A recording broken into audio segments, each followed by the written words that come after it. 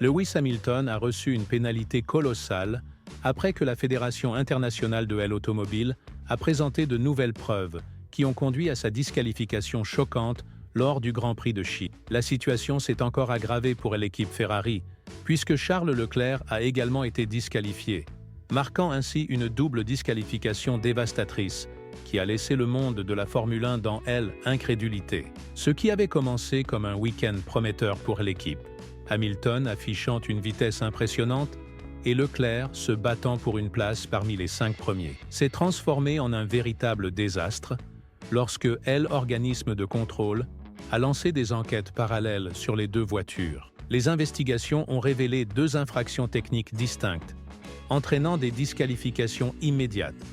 Et les fans se demandent maintenant comment une équipe du calibre de Ferrari peut commettre de telles erreurs graves et évitables. Dans cette vidéo, nous allons analyser en détail chaque aspect de ce qui a mal tourné, en expliquant comment les règles ont été enfreintes, comment l'équipe a réagi, et ce que cela signifie pour l'avenir de Ferrari et de Hamilton. Restez donc avec nous.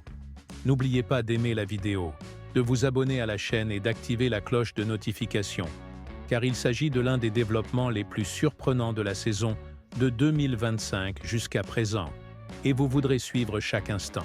Peu de temps après la fin du Grand Prix de Chine, Lewis Hamilton, qui avait franchi la ligne d'arrivée en 6e position après une stratégie comportant 2 arrêts au stand, a été soumis à une inspection technique par la Fédération internationale de l'automobile. Le problème portait sur la légalité du diffuseur de la voiture, un élément essentiel garantissant le respect de la hauteur minimale de conduite et prévenant l'usure excessive pendant la course. Le délégué technique de la fédération, Joe Bauer, a constaté que le diffuseur arrière de la voiture de Hamilton avait été usé en dessous de l'épaisseur minimale de 9 mm, exigée par le règlement technique à l'article 3.5.9.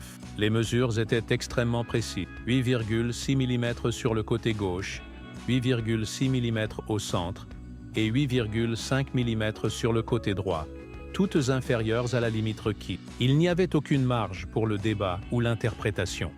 Il s'agissait d'une infraction technique évidente. L'équipe de Hamilton a été immédiatement convoquée, et Ferrari a confirmé que les mesures étaient exactes, précisant que toutes les procédures avaient été scrupuleusement respectées et que l'incident était simplement une erreur authentique, sans circonstances atténuantes. La réaction de la fédération fut rapide et sans compromis.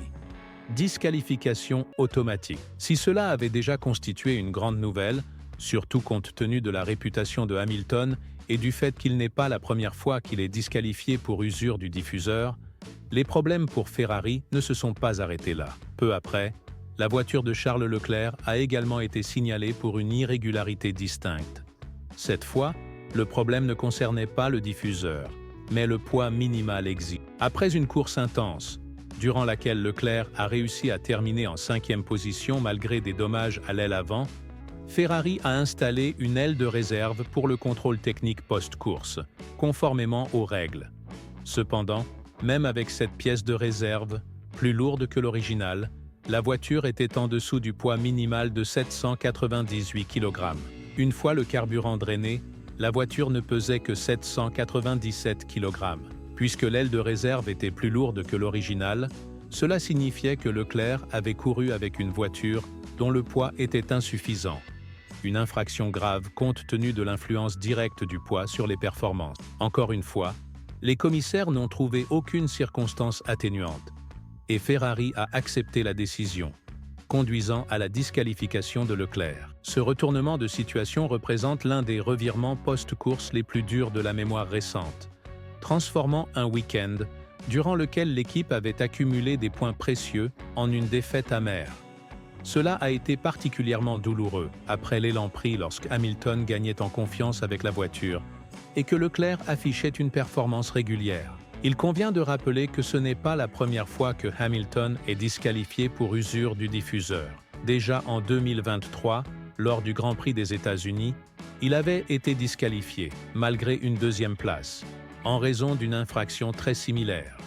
À cette occasion, il avait été disqualifié en même temps que Leclerc, ce qui avait accru la douleur pour Ferrari. Ces erreurs ne résultèrent pas d'une recherche de performance accrue ou d'expérimentation dans des zones grises, mais bien de défaillances élémentaires en matière de conformité. L'une due à un réglage mal évalué ayant permis un contact excessif avec le sol, et l'autre à une erreur de calcul du poids après le remplacement de pièces endommagées. Ce sont des erreurs que les équipes de haut niveau ne commettent normalement pas, et certainement pas les deux en un seul week-end. Après la course, le directeur de l'équipe, Frédéric Vasseur, s'est adressé à la presse pour décrire la journée comme extrêmement douloureuse, admettant que l'équipe avait commis des erreurs de jugement, notamment dans la gestion de l'usure des pneus et de l'équilibre de la voiture pendant la course. Vasseur a clairement affirmé que ces erreurs étaient inacceptables à ce niveau et que des examens internes seraient menés pour éviter toute répétition. Lorsqu'il a été informé de la disqualification, Lewis Hamilton a accueilli la nouvelle avec calme, mais une déception évidente. Plus tard, il a commenté que, bien que le résultat fût douloureux, il avait été encouragé par le rythme affiché et qu'il croyait fermement que Ferrari possédait le potentiel de rebondir. Hamilton a également souligné que la voiture semblait plus connectée ce week-end que lors de la course en Australie, ce qui lui donnait de l'espoir pour les prochaines courses. Quant à Charles Leclerc, il a exprimé sa frustration en déclarant que la voiture semblait légère dans les dernières phases de la course, sans jamais s'attendre à ce qu'elle tombe en dessous du poids requis. Il a ajouté que, même si son équipe avait suivi le protocole lors du remplacement de l'aile pour le contrôle post-course, l'erreur dans le calcul du carburant ou du poids des composants s'est révélée malheureuse et coûteuse. Cette double disqualification prive non seulement Ferrari de points cruciaux dans les championnats des pilotes et des constructeurs, mais transforme également leur week-end en un chaos total, ce qui aurait pu constituer une belle remontée, surtout après la performance en Australie, s'est transformé en un coup dur pour le moral et en un casse-tête logistique. Des équipes rivales telles que Mercedes, McLaren et même Aston Martin ont immédiatement profité de la situation. Esteban Ocon a grimpé en 5e position, Lance Stroll a atteint la 9e, et Carlos Sainz a réussi à se hisser dans le palmarès. Qu'est-ce que cela signifie pour l'avenir? La pression sur Ferrari pour parfaire son exécution est désormais immense. L'équipe a amélioré son rythme. Hamilton s'adapte de mieux en mieux à la voiture à chaque course, et Leclerc affiche une vitesse et une constance remarquables. Mais à ce niveau, la vitesse seule ne suffit pas. La précision, l'attention aux détails et une exécution sans faille sont tout aussi essentielles que la performance brute. En compétition contre des équipes telles que Red Bull, McLaren et Mercedes, lors d'une saison si disputée, chaque millimètre, chaque gramme et chaque décision stratégique compte. Ferrari ne peut se permettre de commettre davantage d'erreurs auto-infligées s'il souhaite réellement prétendre à un championnat cette année. Ce qui s'est passé en Chine nous rappelle que la Formule 1 ne se résume pas uniquement aux événements sur la piste. Il s'agit également de ce qui se passe en coulisses, dans le garage, dans les tableaux de configuration et dans la salle d'inspection technique. Le week-end de course est une opération complète dans laquelle chaque partie doit fonctionner en parfaite harmonie. Bien que ces disqualifications soient dévastatrices, elles peuvent également servir d'avertissement. Si Ferrari parvient à tirer les leçons des événements survenus à Shanghai, à renforcer ses contrôles internes, à améliorer sa planification sous pression et à affiner son exécution dans des conditions variées, cet incident pourrait se transformer en un tournant décisif plutôt qu'en un recul. Pour Hamilton, il est décourageant de perdre des points précieux à cause d'un détail technique hors de son contrôle. Aussi douloureux que cela puisse être, son expérience et sa détermination transformeront sans aucun doute cet échec en concentration et en motivation, puisqu'il a déjà surmonté des controverses et des sanctions qui ont fait basculer des championnats.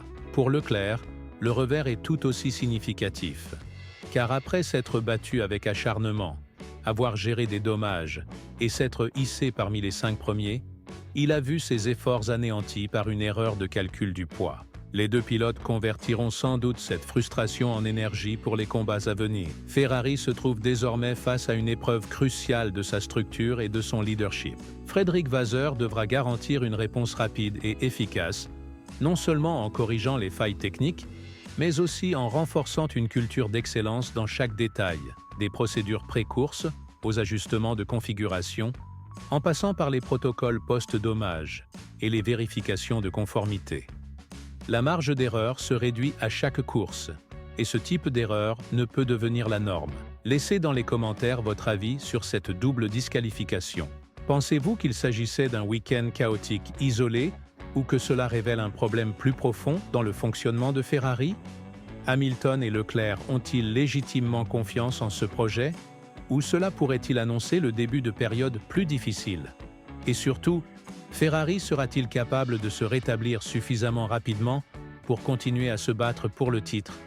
N'oubliez pas d'aimer cette vidéo, de vous abonner à la chaîne et d'activer toutes les notifications afin de rester informé de chaque tournant dramatique de cette saison de Formule 1, l'une des plus imprévisibles et intenses des dernières années, remplie de disqualifications, de controverses techniques et de combats acharnés à chaque virage. Merci d'avoir regardé et à la prochaine fois.